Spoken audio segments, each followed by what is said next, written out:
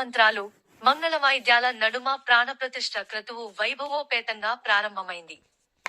ఈ వేడుకను చూసేందుకు భారత్లోని అన్ని చిత్ర పరిశ్రమలకు చెందిన ప్రముఖులు అయోధ్యకు చేరుకున్నారు. అక్కడ వారందరూ సందడిగా కనిపించారు.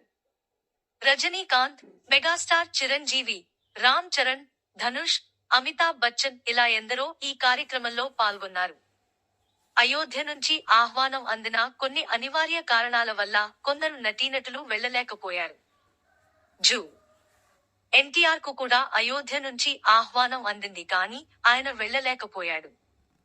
దీనికి ప్రధాన కారణం దేవర షూటింగ్ అని ఇండస్ట్రీలో ఒక వార్త వైరల్ అవుతుంది. దేవర సినిమా విషయంలో మేజర్ షెడ్యూల్ను ముందుగానే చిత్ర యూనిట్ ఏర్పాటు చేసిందట. అందుకోసం సైఫ్ అలీఖాన్తో ముఖ్యమైన భారీ యాక్షన్ సీన్ను ప్లాన్ చేశారట.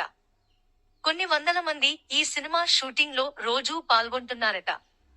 తారక్ పాల్గొనే సీన్ కోసం భారీ సెట్ కూడా నిర్మించారట.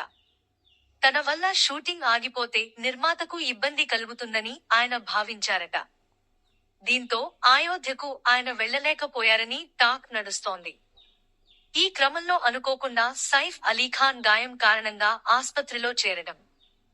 ఈ సమాచారం కూడా దేవర యూనిట్ కు ఆలస్యంగా తెలువడంతో చివరి నిమిషంలో తారక్ అయోధ్య ట్రిప్ రద్దు చేసుకున్నట్టు తెలుస్తోంది.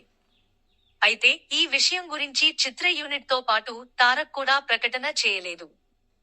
ఈ కారణంతో వెళ్లలేకపోయిన ప్రభాస్.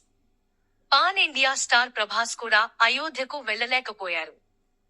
మారుతి సినిమా రాజాసాబ్ సినిమాతో పాటు నాగ్ అశ్విన్ డైరెక్షన్ లో వస్తున్న కల్కి సినిమా షూటింగ్ పనిలో ప్రభాస్ బిజీగా ఉన్నారట. కల్కి సినిమాకు సంబంధించిన కీలకమైన సీన్స్ ను చిత్రీకరించే పనిలో నాగ్ అశ్విన్ ఉన్నారట. ఈ విషయంపై కూడా ప్రభాస్ నుంచి ఎలాంటి అధికారిక ప్రకటన రాలేదు. రీసెంట్ గా కృష్ణంరాజు జయంతి కార్యక్రమం జరిగింది. అందులో కూడా ప్రభాస్ కనిపించలేదు.